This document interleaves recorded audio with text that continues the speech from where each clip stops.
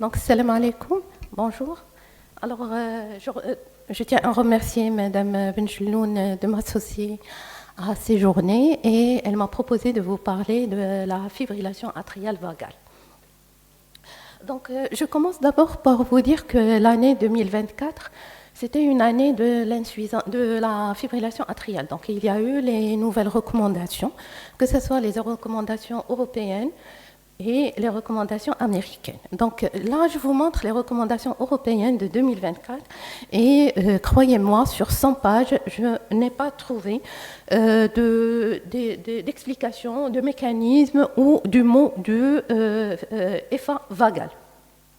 Même lorsque ces recommandations, ils ont décrit des concepts de la fibrillation atriale. Donc, on a parlé de la fibrillation atriale initiale, la fibrillation atriale paroxystique et beaucoup d'autres concepts. Le mot de fibrillation atriale vagale ne figure pas.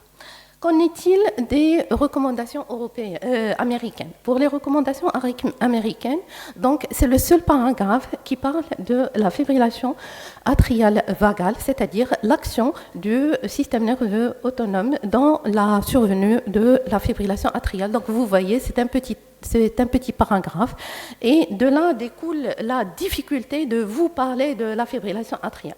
Pourquoi? Parce que d'abord c'est une entité méconnue, c'est-à-dire c'est une entité à laquelle on ne fait pas attention parce que généralement nous, quand on voit le malade déjà en fibrillation atriale. Donc pour mettre cette entité dans le cadre de l'origine vagale, vraiment il faut chercher certains signes qui peuvent nous orienter vers l'origine dysautonomique. En outre, il n'y a pas de définition universelle pour associer une fibrillation atriale à l'origine vagale. Donc il n'y a pas de définition et il n'y a pas vraiment de critères, que ce soit des critères électriques, des critères électrophysiologiques pour dire que ce type de fibrillation atriale, c'est une fibrillation atriale vagale. Donc quand on parle de fibrillation atriale, généralement on pense à une effet paroxystique du sujet jeune sur un cœur sain. Alors, qu'en est-il de l'incidence? Même l'incidence, elle n'est pas vraiment bien connue. Je vous montre cet article qui a été publié dans le European Heart Journal. Sur 1570 effets paroxystiques, seul 6% a été incriminé à la fibrillation atriale. Donc vraiment, est-ce qu'elle est rare ou elle est méconnue? Probablement, elle est méconnue. Sur un autre article, sur 209 patients qui ont bénéficié d'une radiofréquence de effet paroxystique, le quart de ces patients avaient une effet qu'ils ont rattaché à une effet vagale. Et plutôt la forme qui n'a pas été étiquetée vagale, dysautonomique ou autre, on voit bien que l'incidence de cet effet elle est beaucoup plus importante. Donc, un petit rappel pour vous parler du système nerveux autonome et du cœur. On sait très bien que le système nerveux autonome, ce qui nous intéresse, c'est surtout le nerf vague et le parasympathique. Et la particularité, c'est que vraiment la distribution de ces deux nerfs, elle diffère. Il faut savoir que le nerf vague, il se distribue essentiellement au niveau de l'oreillette. Et c'est pour ça qu'on parle plus de pathologie atriale vagale que de pathologie ventriculaire vagale. Par contre, le sympathique, il se distribue aussi bien au niveau de l'oreillette qu'au niveau du ventricule. Et vous connaissez lorsqu'on parle de TV catécholergique, de TV déclenchée lors d'une activité sportive ou d'endurance. Donc, il y a plus de sympathique que de parasympathique au niveau du ventricule. Donc là, c'est la première différence. La seconde différence, c'est la distribution au niveau du myocarde. Vous voyez que le vague, il se distribue essentiellement en endocardiaque.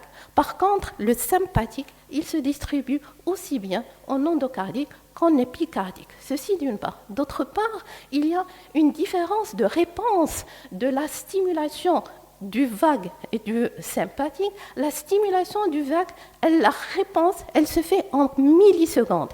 Par contre, la réponse d'une stimulation sympathique se fait en secondes.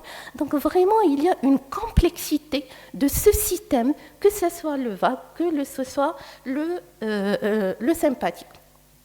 Autre chose, il y a non plus la différence entre le sympathique et le parasympathique, entre la distribution au niveau du myocarde, il y a également une différence entre le sympathique droit et le sympathique gauche. Donc vraiment, il y a une différence de distribution des nerfs vagues droits qui donne plutôt un système qui est profond dans la distribution des plexus, contrairement au système, le nerf vague gauche. Et vous allez voir, cela joue un rôle lorsqu'on essaye de faire ce qu'on appelle des ablations, ce qu'on fait l'ablation par radiofréquence. Alors, je vais être simple, donc je ne vais pas rentrer dans la physiopathologie de la fibrillation atriale. On sait très bien que toute arythmie, elle répond au triangle de Koumel. Donc, on a besoin d'un substrat, on a besoin du système nerveux et on a besoin d'un trigger. Le substrat, pour être simple, c'est en rapport avec des périodes réfractaires qui sont courtes. Donc, pour qu'il y ait une arythmie, il faut que la période réfractaire se raccourcisse. Ceci d'une part. Cette période réfractaire qui se raccourcit, elle n'est pas adaptée à la fréquence. On sait très bien que lorsque le malade s'accélère, la période réfractaire se raccourcit. Lorsqu'il se ralentit, la période réfractaire se prolonge. Donc vraiment, il n'y a pas une adaptation de la période réfractaire. Et bien sûr, il y a une dispersion des périodes réfractaires d'une cellule vers une autre. Donc là, je vous montre l'action d'une stimulation sur une cellule normale. Malheureusement, je ne vous montre que le potentiel d'action du nœud AV parce que je n'ai pas trouvé le potentiel d'action du nœud atrial, de l'oreillette. Et lorsqu'on fait une stimulation du sympathique, elle agit essentiellement sur ce qu'on appelle la phase 4. Donc, je ne sais pas si vous vous rappelez, un potentiel d'action, il y a 4 phases. Il y a la phase 4, le 0, le 1, le 2 et le 3. Et là, pour une cellule normale, c'est-à-dire atriale et cardiaque, pour une cellule nodale, il n'y a plus du 1 et du 2, il n'y a que le 4 et le 0 et le 3. Donc, qu'est-ce qui se passe lorsqu'on stimule le sympathique? Il raccourcit cette phase 4. Donc, on passe d'un potentiel de repos à un potentiel d'action plus rapidement. Par contre, lorsqu'on stimule le vague, le fait de passer d'un potentiel de repos vers un potentiel d'action, ça prend plus de temps. Et croyez-moi, c'est à l'origine de ce qui va découler. Donc, chaque fois qu'il y a une stimulation cholinergique, il va y avoir un raccourcissement des périodes réfractaires, il va y avoir un raccourcissement du potentiel d'action, il va y avoir une dispersion, c'est-à-dire une cellule ne répond pas de la même manière qu'une autre cellule et ainsi de suite. Donc l'ensemble de ceci va entraîner une hyperpolarité cellulaire. Et cette hyperpolarité cellulaire, pour être simple, elle favorise ce qu'on appelle les post-dépolarisations. Que ce soit des post-dépolarisations précoces, que ce soit des post-dépolarisations tardives, qui sont à l'origine de cette fibrillation atriale vagale. Bien sûr, croyez-moi, c'est plus complexe que cela, mais j'ai essayé de simplifier. Alors, que disent les écrits? Les écrits, ils disent il est difficile de distinguer l'action du vague de l'action du sympathique. Vraiment, il y a une relation très étroite entre l'un et l'autre. Et lorsqu'ils ont fait des expériences sur du rein, le fait de stimuler le sympathique ne déclenche jamais la fibrillation atriale. Elle permet par contre d'entretenir une effet atriale. Le système sympathique, c'est lui qui déclenche. Et le système parasympathique, c'est lui qui maintient.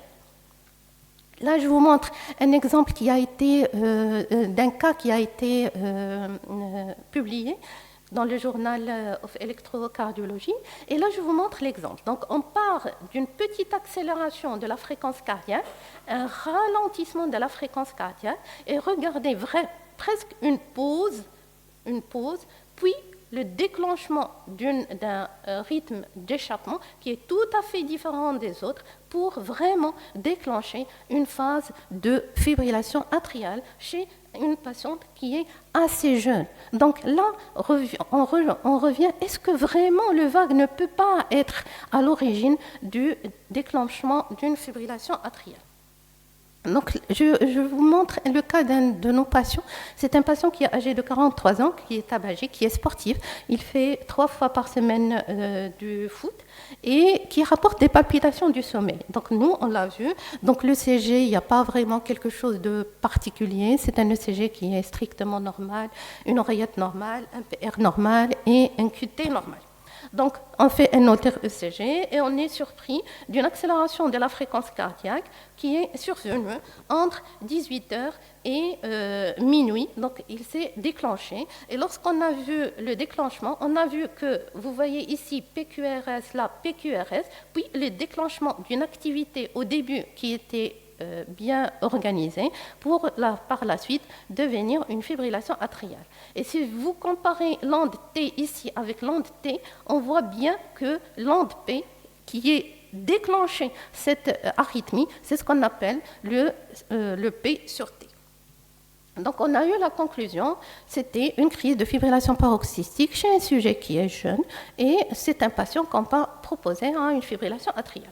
Malheureusement, le jour où il est venu récupérer le compte rendu, donc on voulait savoir, on a posé des questions, est-ce que vous avez senti, il nous disait non, j'étais endormi, en fait je suis infirmier, je travaille de nuit, je ne travaille pas le jour et je fais une sieste et lorsqu'il a fait la sieste, normalement, il s'est déclenché. Et à ce moment-là, et lorsqu'il s'est réveillé, la crise, elle a duré un petit bout de temps, puis il a disparu. Donc là, on a changé complètement la conclusion et on a retenu le diagnostic d'une FA vagale. Donc, parler du FA vagal n'est pas facile, donc vraiment, il faut bien poser les questions à vos malades. Cela va vous permettre de distinguer le type de fibrillation atriale. Il faut savoir que la fibrillation atriale vagale, c'est la FA du sujet jeune. C'est la FA du sexe masculin, bien que des sexes féminins ont été rapportés dans la littérature. C'est une FA qui se déclenche soit la nuit, en période postprandiale, c'est-à-dire après un repas assez copieux, et également on a rapporté la notion de prise d'alcool. Donc vraiment, ceci c'est la FA vagale. La FA catécholergique, bien sûr, c'est tout à fait le contraire de cette FA, et lorsque certaines études, ils ont essayé de comparer le retentissement de cet FA sur l'oreillette gauche. On a bien montré que l'oreillette gauche dans la FA vagale, elle est généralement de petite taille en comparaison avec une FA d'origine catécholergique. Et sur le plan remodelage, on voit bien là un aspect d'une FA, d'une oreillette presque normale, avec de petites modifications électriques, avec un remodelage beaucoup plus important quand on a une FA catécholergique. Donc, est-ce que lorsqu'on va explorer des malades et on va se trouver avec une FA avec un remodelage minime, on doit à ce moment-là chercher la FA vagale? Ça a été proposé. Donc là, c'est une étude comment dirais-je? Ils ont essayé de déterminer les facteurs à l'origine du déclenchement de la FA. Donc, c'est plus la FA catécholergique avec l'émotion et l'exercice que la FA vagale. Est-ce qu'il y a une différence également? Effectivement, il y a une différence, comme j'ai dit, du sexe. Il y a une différence également des facteurs de risque. Les facteurs de risque sont plus fréquents chez les malades qui font des FA catécholergiques que de la FA vagale. Et il y a également, lorsqu'ils ont comparé les accidents thromboemboliques, il y a plus d'accidents thromboemboliques dans la FA catécholergique que dans la FA vagale. Mais croyez-moi, dans les recommandations, on ne parle, c'est-à-dire le fait de décider une anticoagulation, elle ne prend en considération ni le mécanisme, ni l'origine. On se base uniquement sur le score. Alors là, est-ce que quelqu'un qui a une hypertonie vagale va faire, quel que soit son profil? Alors cette étude, elle a essayé de voir est-ce qu'il y a une relation avec l'activité physique, avec la taille du patient, avec la taille de l'oreillette gauche. Et croyez-moi, il n'y a pas de relation entre ces facteurs-là et l'hypertonie vagale. Est-ce que le patient qui fait de l'endurance, donc cette étude, elle a essayé de comparer des sportifs qui font de l'endurance sur une longue période de 28 à 30 ans, et lorsqu'ils ont comparé, ils ont démontré que ces patients-là, indépendamment de la taille de l'oreillette gauche, l'hypertonie vagale favorise la survenue de cette FA paroxystique chez le sportif qui fait de l'endurance pendant une longue période. On a incriminé également l'inflammation dans la survenue de la FA paroxystique. Donc, un malade qui a une hypertonie vagale, est-ce qu'il doit avoir tous ces facteurs-là pour déclencher la fibrillation? Donc, d'après cet article qui a été publié récemment, ils disent que chaque fois que vous êtes devant une FA chez un patient, FA paroxystique cœur sain chez un patient de moins de 55 ans, il faut toujours chercher l'origine dysautonomique dans la survenue de cette fibrillation atriale. Alors, comment évaluer le système nerveux autonome? Je ne vais rien vous démontrer, vous êtes les experts. Donc, ce qu'il faut savoir, c'est la variabilité sinusale. Donc, plusieurs articles, ils ont insisté sur l'étude de la variabilité sinusale pour démontrer son effet dans la survenue d'une hypertonie vagale. Donc, ceci d'une part. On a parlé également de la turbulence de la fréquence cardiaque. En fait, cette turbulence, elle a été étudiée après une extrasystolie ventriculaire. Donc, c'est un algorithme qui calcule la variabilité du repos compensateur et chaque fois que cette turbulence elle est très importante, il y a un risque de mort subite chez des malades qui avaient des extrasystolies ventriculaires. Donc, ils ont essayé de rattacher ceci à l'extrasystolie atriale et ça a démontré que chaque fois qu'il y a vraiment une turbulence chez ces malades-là qui ont vraiment une charge en extrasystolie atriale, donc c'est un effet pro-arythmique, ce sont des malades qui vont faire de la FA. Bien sûr, la sensibilité des barorécepteurs, je ne vous raconte rien. Alors, les possibilités thérapeutiques. Ce qui est retenu en 2014, ça a été bien évident que le disopyramide, donc le ritmodon, c'est le traitement du choix chaque fois qu'on est devant une fibrillation atriale vagale. Malheureusement, dans les nouvelles recommandations, ça ne sort pas et ce n'est pas mis en évidence. Alors, est-ce que le disopyramide, effectivement, on a essayé et c'est un très bon traitement.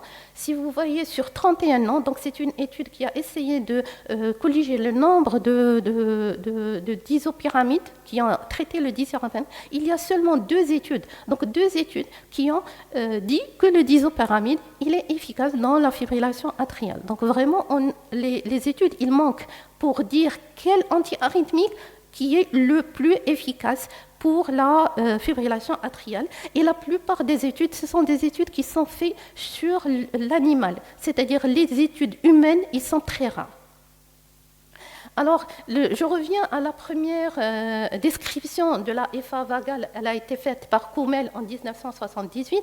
Et lui, il a essayé les digitaliques, il a essayé les bêta-bloquants, il a essayé les quinidines. Malheureusement, ce sont des malades qui étaient résistants et qui ont fait plusieurs récidives. Il a proposé chez ces malades-là de l'amiodarone qui les a améliorés. On sait très bien que l'amiodarone, elle allonge le potentiel d'action.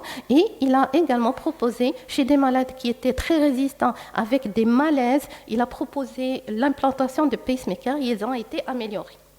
Alors, est-ce que le fait de traiter des malades en fibrillation atriale vagale avec n'importe quel médicament, ça améliore le pronostic? Donc, croyez-moi, lorsqu'on utilise un médicament qui n'a pas été recommandé dans la fibrillation atriale, ce sont des malades qui récidivent avec un passage de F1 paroxystique en F1 permanente et en F1 persistante.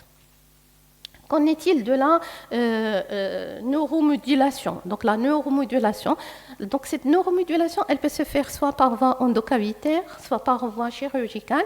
Et vous savez très bien que la fibrillation atriale, maintenant, on incrimine les veines pulmonaires. L'isolation des veines pulmonaires, elle a démontré une bonne réponse, une ablation par radiofréquence avec isolation des veines pulmonaires. Elle a démontré un bon résultat. C'est vrai que les récidives persistent. Et lorsqu'ils ont essayé d'associer l'isolation des veines pulmonaires à une dénervation des veines pulmonaires, ceci a démontré vraiment que c'est bénéfique. Alors, comment ils ont fait? Ils ont placé les sondes habituelles qu'on place et ils ont placé une sonde au niveau de la veine jugulaire, là où passe le nerf vague.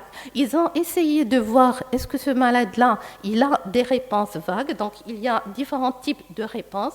On peut avoir une pause sinusale, on peut avoir un BAV, on peut avoir une pause qui est suivie de fibrillation atriale. Donc là, chaque fois qu'ils font l'ablation, ils vérifient d'abord est-ce que le malade garde cette hypertonie vagale par stimulation au niveau des veines pulmonaires, et lorsqu'il n'y a plus de réponse, cela veut dire qu'ils ont obtenu la dénervation des veines pulmonaires.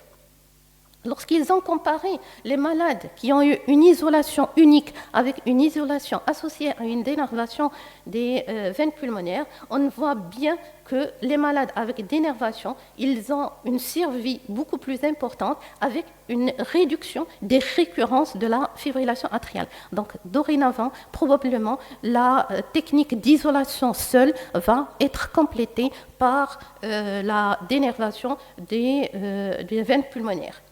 Alors là, je vous montre la complexité de la chose parce qu'il y a plusieurs glomus et vraiment, il faut agir. En fait, on a 4 veines, mais les glomus, ils diffèrent en fonction de leur localisation, en fonction de leur position et également en fonction de leur réponse. Il faut savoir que le glomus de la veine pulmonaire droite ne répond pas de la même manière que le glomus de veine pulmonaire gauche, mais il faut toujours associer une ablation par radiofréquence de ces glomus.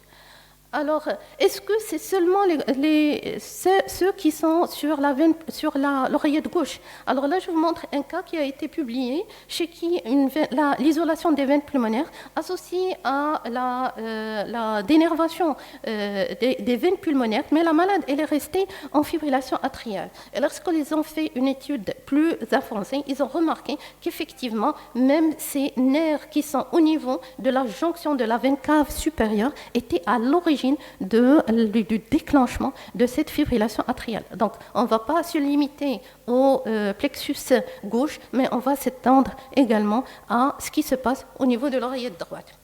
Alors, à côté de la modulation cardiaque, il y a la modulation externe. Donc, il y en a vraiment, la littérature, elle est très riche. On peut faire la stimulation du tragus, on stimule le nerf vague dont vous avez déjà parlé, qui a fait ses preuves pour la syncope vagale et dans l'insuffisance cardiaque, et la dénervation rénale. Donc, plusieurs techniques ont été proposées. Malheureusement, la plupart des techniques, ce sont des techniques qui ont réalisé, comme j'ai dit, sur des animaux. On a besoin d'études randomisées, d'études avec une comparative pour vraiment poser, déjà choisir la meilleure technique et proposer une technique qui est non invasive associée à l'ablation par radiofréquence.